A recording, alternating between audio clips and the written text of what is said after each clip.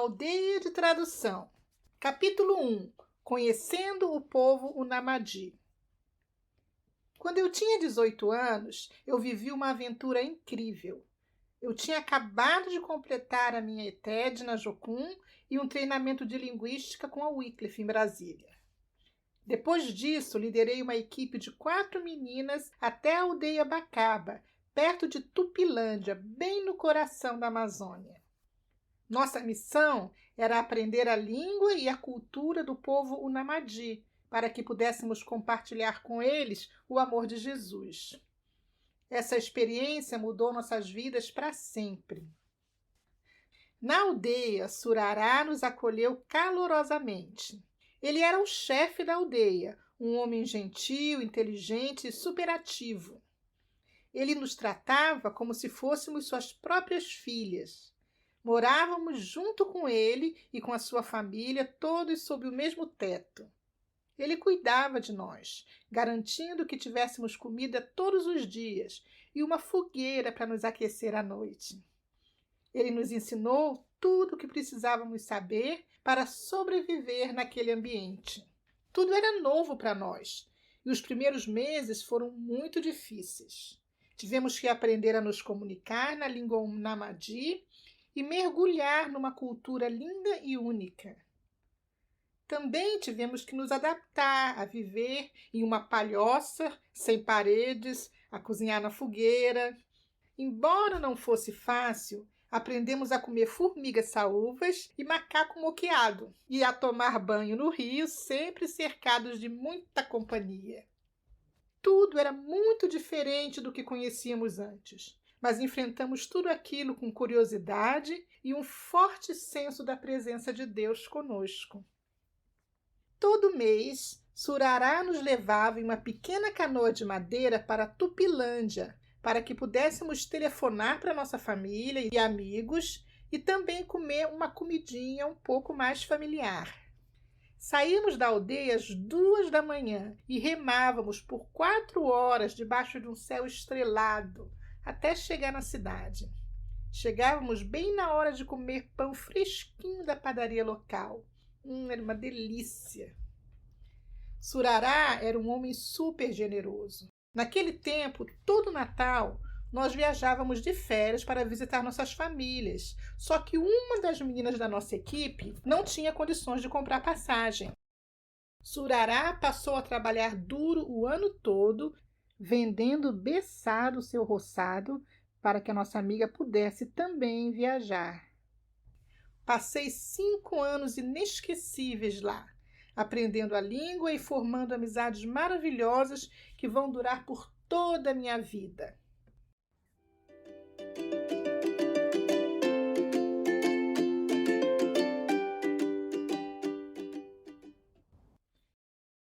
Capítulo 2. A Conferência Missionária. Muitos anos depois, já casada com Suzuki, fomos trabalhar juntos na base de Jocum, na cidade de Beiradão, no norte do Brasil. Um dia fomos convidados para pregar em uma conferência missionária em Tupilândia, onde mais de 100 pessoas da tribo Unamadi estariam presentes. Fiquei muito feliz em encontrar meus amigos antigos e ouvir aquela língua que eu guardo no coração. Chorei ao abraçar o Juca e a Maria, um casal jovem da tribo Unamadi que era muito querido para mim quando eu morava na aldeia Bacaba. Agora eles estavam casados, tinham 5 filhos e haviam concluído a ETED na cidade. Na conferência, percebemos como os Unamadi estavam sedentos da palavra de Deus. Embora eles tivessem o Novo Testamento completo em sua língua, a maioria não conseguia ler ou não entendia o que lia. Maria mencionou que a Bíblia não soava bem para eles porque estava escrita em um dialeto diferente. Contamos para eles que muitos povos estavam fazendo tradução oral da Bíblia e perguntamos se eles estavam interessados. Eles ficaram animados e disseram que precisavam muito da palavra de Deus em sua própria maneira de falar. Explicamos então que poderíamos ajudá-los, mas que eles mesmos teriam que fazer a tradução. Nossos amigos do Namadi ficaram confusos no início sobre traduzir a Bíblia por conta própria. Eles nunca pensaram que eles poderiam fazer isso, mas mesmo assim estavam interessados e continuaram fazendo perguntas.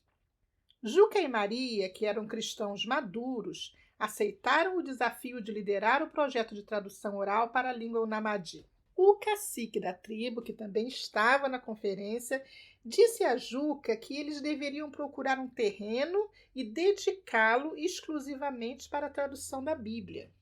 Os dois imediatamente começaram a falar com os outros amigos e parentes que estavam na conferência.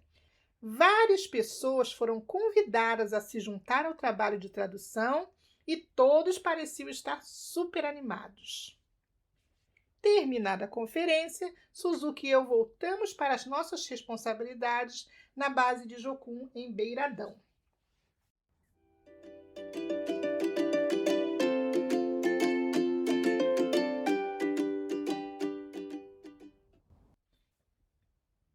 Capítulo 3. A construção da aldeia.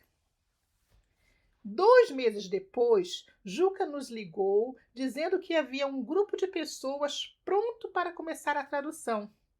Ficamos emocionados e recrutamos 3 jocumeiros que haviam acabado de completar a escola de treinamento em tradução oral da Bíblia. Viajamos 3 dias de barco com nossa filha e com a equipe para encontrar Juca e Maria na cidade de Tupilândia.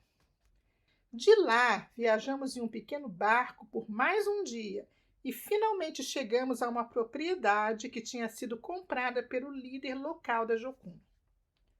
O local era para ser a nossa aldeia de tradução. No entanto, não tinha nada lá, exceto uma capoeira fechada e super exuberante.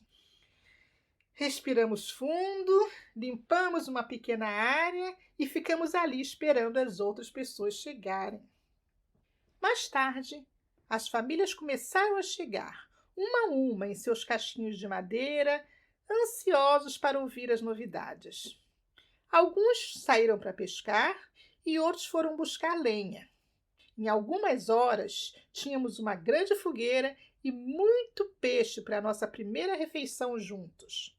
Ficamos horas ali, desfrutando a companhia uns dos outros, ouvindo histórias e rindo muito. Num certo ponto, um jovem chamado Zamundá perguntou: "Onde vai ser feito o trabalho de tradução?" "Bem", eu respondi, "vai ser bem aqui." "Mas como? Não tem nada aqui", ele respondeu. "Eu sei, vamos ter que construir. Vamos construir uma aldeia inteira. Casa para as famílias, dormitório para os meninos, para as meninas, uma cozinha, um refeitório, uma casa de tradução e alguns banheiros." O grupo pareceu surpreso, mas interessado. A ideia de criar uma aldeia de tradução não foi nossa. Estávamos simplesmente fazendo o que os caciques nos pediram para fazer. Eles queriam garantir que os tradutores pudessem trabalhar sem serem incomodados. Queriam um lugar especial, dedicado somente para essa tarefa tão importante. Depois de ouvir o plano, as pessoas ficaram animadas e inspiradas. Adoraram a ideia de construir uma aldeia de tradução do zero e imediatamente começaram a dividir as tarefas. Os homens foram para o mato buscar madeira para a construção, enquanto as mulheres saíram para encontrar palha para os telhados e começaram logo a tecer. Os meninos procuraram cipó para a construção, enquanto outros iam pescar ou caçar para conseguir comida. As crianças menores vasculhavam a selva em busca de frutas e nozes ou caçavam passarinhos e formiga para merenda. Todos da minha equipe estavam aprendendo muito e ajudando como podiam. Em algumas semanas, a aldeia começou a tomar forma, com casinhas de palha construídas ao redor de uma praça central. Nessa praça, nos reunimos ao redor de uma grande fogueira toda noite para cantar, orar e conversar sobre a Bíblia e sobre o trabalho de tradução.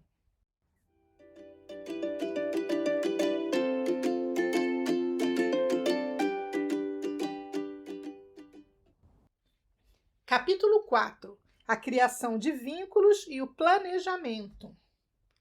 Quando a aldeia estava pronta, começamos a explicar melhor o processo de tradução oral da Bíblia. Tínhamos longas horas de conversa ao redor da fogueira ou na margem do rio, enquanto lavávamos nossas roupas juntos. Pouco a pouco, o grupo começou a entender as profundas implicações e as responsabilidades de se fazer tradução da Bíblia. Conversávamos sobre finanças, sobre quem apoiaria os tradutores para que eles pudessem se dedicar ao trabalho. Discutíamos quais livros da Bíblia eles queriam fazer primeiro, que tipo de tradução eles queriam, qual o estilo da fala que seria usado, todas essas coisas. Todas as decisões foram registradas em nossos celulares para servir como documentação para que eles pudessem ouvir mais tarde quando precisassem. Durante essas longas horas de conversa ao redor da fogueira, os Unamadi nos ensinaram muito sobre a sua cultura e sobre como eles lidam com o trabalho coletivo. Na maioria das vezes, apenas ouvíamos e guardávamos as coisas em nossos corações. Naquela época, Suzuki e eu passávamos muitas horas com Maria e Juca. Sentávamos ao redor da fogueira depois que a aldeia adormecia, compartilhando histórias sobre as nossas vidas, falando sobre os nossos sonhos, nossas famílias e os nossos chamados. Juca e Maria eram pessoas incríveis. Sua dedicação e sabedoria sempre me impressionaram. Eu senti uma profunda gratidão ao Senhor por nos dar uma amizade tão maravilhosa com eles. Como Maria queria traduzir o livro de Ruth, nossa equipe passou um bom tempo estudando e internalizando todo o livro em português para poder se preparar para facilitar a tradução oralmente. Para ajudar os indígenas a entenderem melhor os conceitos bíblicos em sua língua, um pastor, um Namadi chamado Moisés, se juntou a nós. Ele era formado no seminário e ajudaria a validar a tradução. O pastor Moisés era muito inteligente e disse que precisávamos de algumas pessoas importantes trabalhando com a equipe para que a tradução fosse levada a sério pela comunidade e pelas igrejas. Seguimos seu conselho e formamos uma espécie de comitê de tradução, incluindo ele, 2 outros pastores do Namadi, um cacique, o Juca, a Maria, o Suzuki e eu. Todos no comitê éramos bem conhecidos e respeitados por todas as aldeias e pelos demais caciques. Zamundá pediu para ser a voz que gravaria a tradução.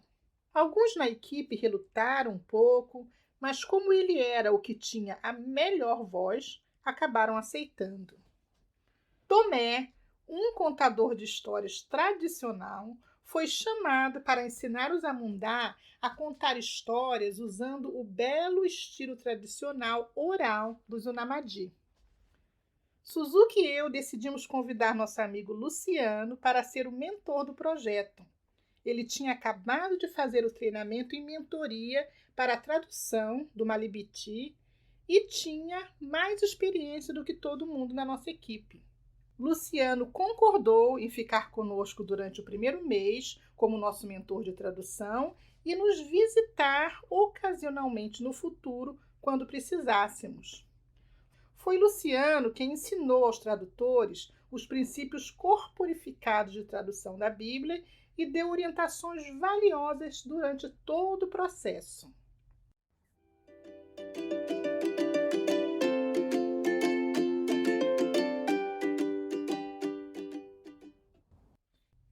Capítulo 5. A programação diária.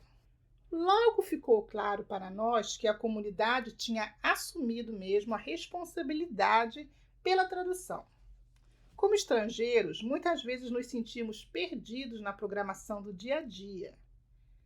Para conseguir lidar com essa insegurança, decidimos simplesmente seguir a orientação deles, mesmo que a programação parecesse imprevisível.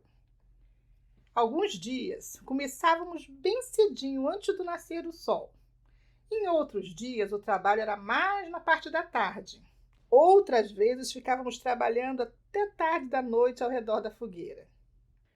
Tudo parecia depender do cronograma de pesca ou de caça, ou de outros motivos que nós nem sabíamos. Foi complicado para nós, mas após meses na selva, aprendemos a confiar no bom senso deles, mesmo quando não entendíamos os motivos. No início de cada sessão de tradução, passávamos muito tempo orando e cantando. Quando eu digo muito tempo, é muito tempo mesmo. Todos oravam, todos cantavam e todos compartilhavam suas experiências e seus sonhos. Só então é que começávamos a trabalhar nos rascunhos.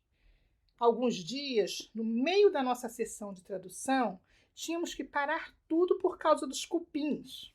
Isso porque uma nuvem de cupins aparecia do nada, voando loucamente ao nosso redor. Os tradutores não resistiam, eles tinham que parar tudo, caçar os cupins, assar e comer na hora. Era a maior festa e uma boa fonte de proteína.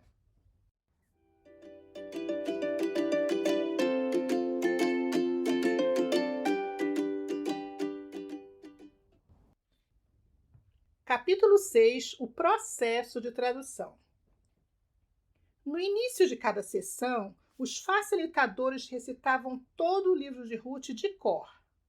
Em seguida, todo o grupo discutia o texto longamente. Os participantes faziam perguntas, compartilhavam histórias pessoais e associavam parte da história com suas próprias experiências. Às vezes, essas histórias eram tão comoventes que os participantes choravam ou paravam para orar um pelos outros. Algumas vezes, os facilitadores precisavam esclarecer alguns aspectos do livro que não estavam claros. Luciano, o mentor, às vezes recitava parte do livro em hebraico, esperando que isso ajudaria os tradutores a sentirem as emoções e o ritmo da língua original. Luciano também dava informações de pano de fundo e explicações de certas passagens para ajudar os participantes a entenderem o contexto histórico do texto que iriam traduzir. Durante todo esse processo, os tradutores iam internalizando a história naturalmente. Em algum momento da sessão, eles tentavam contar a história em Unamadi. No início, eles perdiam detalhes, mas depois de alguns dias de prática, a maioria deles conseguia recontar todo o livro. Tudo isso acontecia de uma maneira que às vezes parecia aleatória, desorganizada e até bagunçada. Mas no final do dia, todos pareciam felizes e satisfeitos com o que tinham conseguido fazer. Às vezes, os facilitadores não tinham certeza se faltava algo na tradução, pois eles não entendiam a língua Unamadi. Isso fazia com que eles se sentissem um pouco inseguros. Nestes momentos, o mentor sugeria que alguém do grupo gravasse uma retrotradução oral de todo o livro, ou das partes que eles tinham dúvidas. Essa retrotradução ajudava os facilitadores a identificar algum possível erro ou omissão. Depois disso, Zamundar gravava a história à noite, com sua voz forte, usando um pequeno microfone sem fio quase imperceptível. A gravação era feita ao redor da fogueira, sob as estrelas, para realçar a performance. Nestes momentos, era impressionante ouvir a palavra de Deus sendo declarada em alta voz, dentro dos moldes da tradição oral Unamadi. Todos ficavam profundamente comovidos com a mensagem narrada a cada noite. Pela manhã, todos ouviam o áudio para verificar se eram necessárias mudanças. Tanto os tradutores quanto os facilitadores sugeriam algumas alterações, e o pastor Moisés às vezes fazia algumas correções. Maria e Juca às vezes também tinham alguns comentários, e o Tomé conversava com Zamundá por muitas horas, talvez ensinando como ele poderia melhorar a performance oral. Os tradutores passavam muito tempo ajustando o rascunho oral e se preparando para gravar novamente à noite. Eles faziam isso várias vezes, até que todos ficassem satisfeitos com o que chamavam de rascunho final da equipe. No final, Luciano ficou muito contente com o trabalho da equipe e encorajou a todos, dizendo que eles tinham feito uma ótima tradução. Ele deixou a aldeia de tradução na manhã seguinte, dizendo que poderiam entrar em contato se precisassem de ajuda.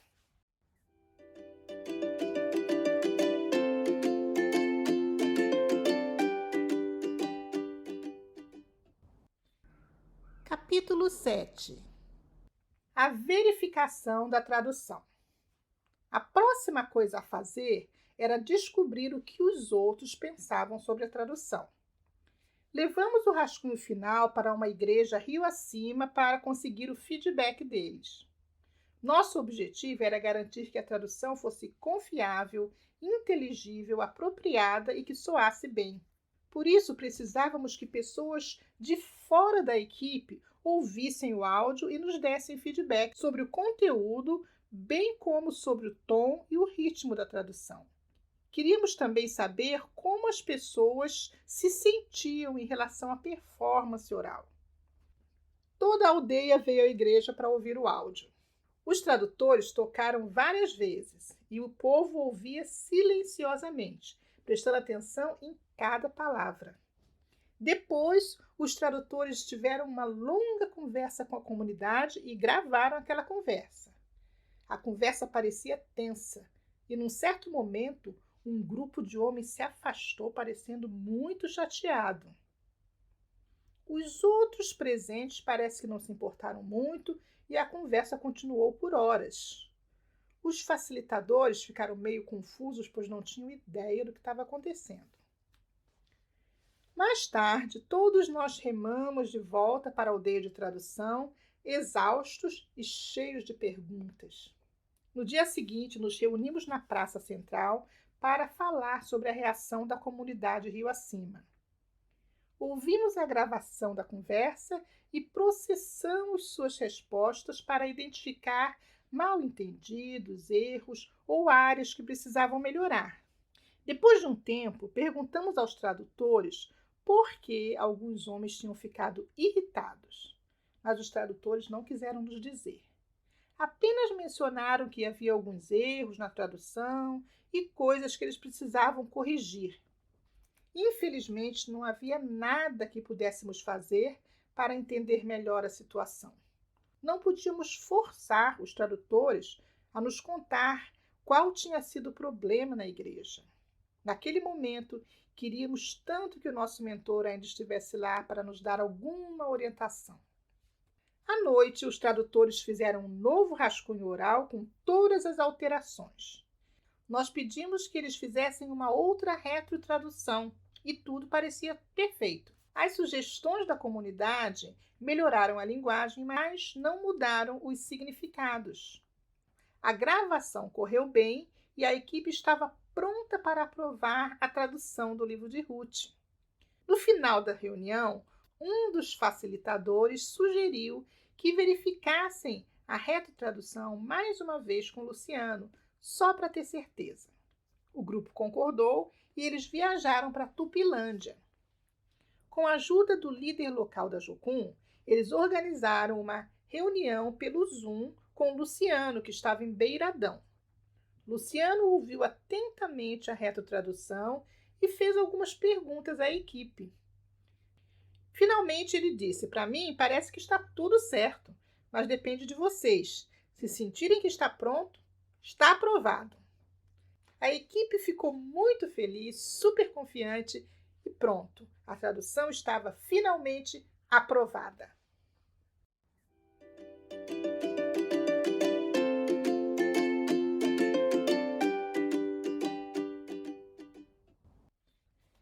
Capítulo 8. A gravação final.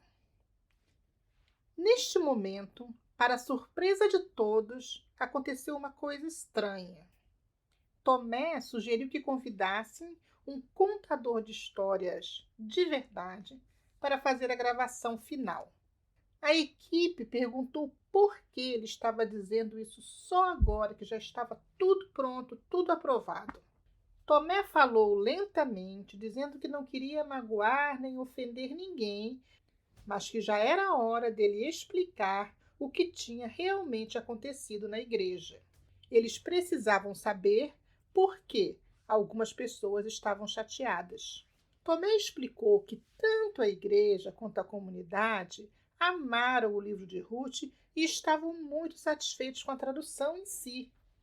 No entanto, algumas pessoas ficaram chateadas ao ouvir a voz de Zamundá contando a história. Algumas famílias estavam espalhando rumores sobre a reputação do Zamundá, e isso poderia arruinar todo o trabalho da equipe. De repente, Zamundá ficou tão chateado que saiu da sala. Todos ficaram tristes e não sabiam o que fazer naquela hora. Juca e Maria levaram o Zamundá para casa para tentar acalmá-lo e conversar com ele. O resto da equipe sentou-se em silêncio na sala de estar da base da Jocum e orou. Juca e Maria retornaram à base depois de algumas horas, dizendo que tudo estava bem agora. Eles disseram que Zamundá havia decidido que Tomé seria uma voz melhor para narrar a Bíblia. Todos pareceram super aliviados e Tomé, é claro, aceitou a proposta na mesma hora. O líder da base permitiu que a equipe usasse o estúdio de gravação que estava totalmente equipado com microfones profissionais e uma sala à prova de som. A equipe aceitou com alegria e Tomé sentou-se no estúdio e gravou o livro todo de uma só vez. No entanto, apesar de toda a sua reputação como grande contador de histórias, sua performance foi sem vida e sem inspiração. O grupo pediu que ele tentasse outra vez, só que agora com mais entusiasmo. Só que o resultado continuou sem graça e monótono. Ele não conseguia transmitir o espírito da história. Conversamos com ele e oramos para que Deus o inspirasse a contar a história apaixonadamente, de modo que tocasse o coração das pessoas. De repente, Tomé interrompeu a oração e disse que era difícil contar a história direito, sentado em frente ao computador e sem ninguém para ouvir. Ele perguntou se poderia gravar do lado de fora, debaixo das árvores e falando com pessoas de verdade. Uau! Finalmente entendemos o que estava acontecendo. O ambiente estava afetando a capacidade de Tomé de fazer uma boa performance. Então decidimos retornar à aldeia de tradução e gravar lá mesmo, usando nossos microfones pequenos, mas de alta qualidade.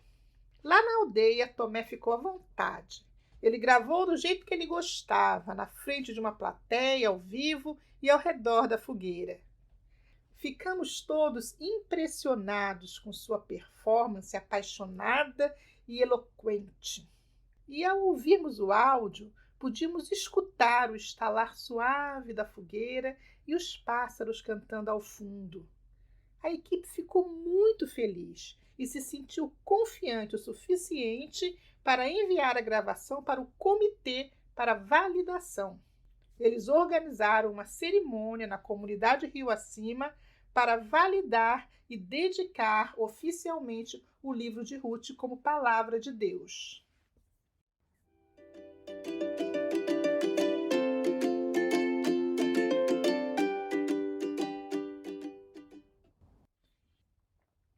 Capítulo 9. A cerimônia de validação. A cerimônia de validação foi a melhor parte de todo o processo. Nos encontramos na igreja às 18 horas, achando que seria um culto normal de 2 horas. Mas só o louvor inicial, liderado pelos cantores da igreja, durou cerca de 3 horas. Depois disso, cada membro do comitê fez um discurso dizendo que aprovava o trabalho da equipe e que recomendavam o áudio como escrituras sagradas para o dialeto namadi. Aí eles tocaram o áudio de Ruth usando o sistema de som da aldeia. Desta forma, todos podiam ouvir. Nós sentimos a unção da palavra de Deus ressoando pela selva enquanto as pessoas ouviam em silêncio absoluto. Depois de ouvir o livro todo, as pessoas começavam a vir, uma por uma, até o centro da igreja. Ali elas se ajoelhavam diante do tissé para tomar o bessá com respeito e lágrimas. Enquanto bebiam o bessá, cada um ia compartilhando sua história de vida, ou contando como a história dele se parecia com a de Ruth ou com a de Noemi, e como Jesus também era o redentor de cada um deles. Foi incrível testemunhar o Espírito Santo se movendo entre eles. Hora após hora, madrugada adentro, o mover de Deus continuava. A cerimônia finalmente terminou por volta das 7 da manhã. Depois de tudo, cansados, mas felizes, todos fomos juntos para a casa do cacique para tomar um cafezinho recém-passado com beiju assado na fogueira. Tudo estava delicioso. Aquela noite foi verdadeiramente inesquecível. Suzuki e eu voltamos para Beiradão, nos sentindo realizados e gratos. Na base, carregamos o áudio de Ruth em Proclaimers. Os Proclaimers foram distribuídos para todas as aldeias ao longo do rio. Os Unamadi começaram a usar o livro de Ruth nas igrejas, escolas e reuniões oficiais da comunidade. Eles ouviam tanto que depois de algum tempo as pessoas conseguiam contar a história toda de cor. Se alguém esquecesse ou confundisse alguma parte da história, eles sempre voltavam às gravações para corrigir o que estava faltando. Logo, os Unamadi pediram que mais livros da Bíblia fossem traduzidos, e a equipe de tradução percebeu que o livro de Ruth era apenas o começo de um longo ministério. Por muitos anos, o povo Unamadi usou a aldeia de tradução como um local para celebrar e compartilhar a palavra de Deus por meio da tradução oral da Bíblia. Isso serviu para unir pessoas de comunidades diferentes que antes eram aldeias inimigas. O processo de tradução trouxe transformação e unidade, forjando novas amizades e fortalecendo as antigas. Durante esse processo de tradução, nossa amizade com Juca e Maria se aprofundou ainda mais. Ela se tornou uma parte preciosa, não apenas do nosso ministério, mas também das nossas vidas e da história de nossas famílias. Oh, quão bom e quão suave é que os irmãos vivam em união. Salmo 133, 1.